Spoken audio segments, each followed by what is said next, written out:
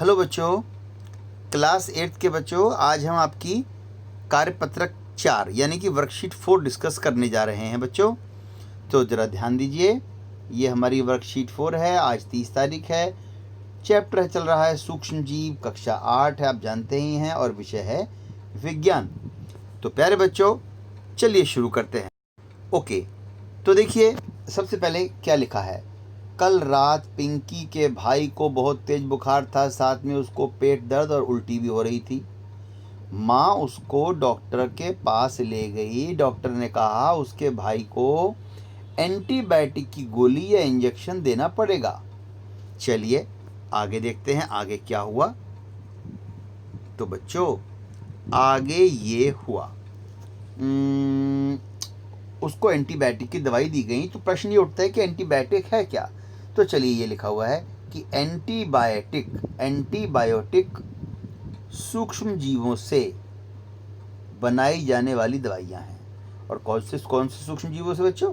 जीवाणु या कवक। जीवाणु या कवक। इसके उदाहरण भी दे रखे हैं, ये टेट्रासाइक्लिन, पेनिसिलिन और स्ट्रेप्टोमाइसिन ये दे रखे हैं। तो हम अगर कोई हमसे पूछे कि एंटीबायोटिक क्या है, तो हम कहेंगे एंटीबायोटिक सूक्ष्म जीवों जैसे जीवाणु या कवक से बनाई जाने वाली दवाइयाँ हैं। और आगे लिख सकते हैं कि यह दवाइयाँ बीमारी पैदा करने वाले जीवाणु को नष्ट कर देती हैं या उनकी वृद्धि को रोक देती हैं। पशु पक्षियों व पौधों में भी रोग नियंत्रण के लिए एंटीबायोटिक का प्रयोग किया जाता है बच्चों। अब अगर कोई आपसे पूछे कि भाई किस वैज्ञानिक ने सबसे पहले खोज करी, तो सुनो, अलेक्जेंडर फ्लेमिंग ने सबसे पहले पेनिसिलिन नाम की एंटीबायोटिक की खोज की है बच्चों। अब एंटीबायोटिक के बाद देखी जाती है टीकाकरण, जिसको वैक्सीन बोलते हैं। चलो उसके बारे में चर्चा करते हैं। आपने पल्स पोलियो टीकाकरण के बारे में जरूर सुना होगा। आजकल कोरोना के वैक्सीन की भी टीवी और अखबारों में बहुत चर्चा हो रही है। सही कहा है बच्चों। अब भैया आगे क्या लिखा है भाई? आगे लिखा है कि टीका या वैक्सीन के द्वारा रोग फैलाने वाले मृत या कमजोर रही। तो इम्पोर्टेंट बात है भाई कि टीका काम कैसे करता है। सुनो, टीका या वैक्सीन के द्वारा, यहाँ पर दोबारा बताता हूँ, टीका या वैक्सीन के द्वारा रोग फैलाने वाले मृत या कमजोर जीवाणु हमारे शरीर में डाल दिए जाते हैं। इन जीवाणु से लड़ने के लिए हमारा शरीर प्रतिरक्षा या प्रतिरक्षी तंत्र उत्पन्न करता है। इस प्रकार हमारा शरीर रोगों से लड़ने के लिए हमेशा तैयार रहता है। और बच्चों आपको बता दूं कि यह जो प्रतिरक्षी होती है हमारे शरीर में आजीवन बने रहते हैं प्रतिरक्षी, और रोगों से लड़ने के लिए हमेशा तैयार रहते हैं। बच्चों को बचपन में ही टीके लगा दिए जाते हैं ताकि उनका शरीर आजीवन बीमारियों से लड़ने के लिए तैयार रहे। जैसे पल्स पोलियो, खसरा और काली खांसी, डिप्थीरिया, ऐसे टीके लगाए जाते थे बच्चों, है ना। आप अपने मम्मी पापा से पूछेंगे, जब वो छोटे थे तब भी लगाए गए थे उनको। चलिए आगे चलते हैं कि एडवर्ड जेनर नामक वैज्ञानिक ने सबसे पहले चेचक के टीके की खोज करी थी बच्चों।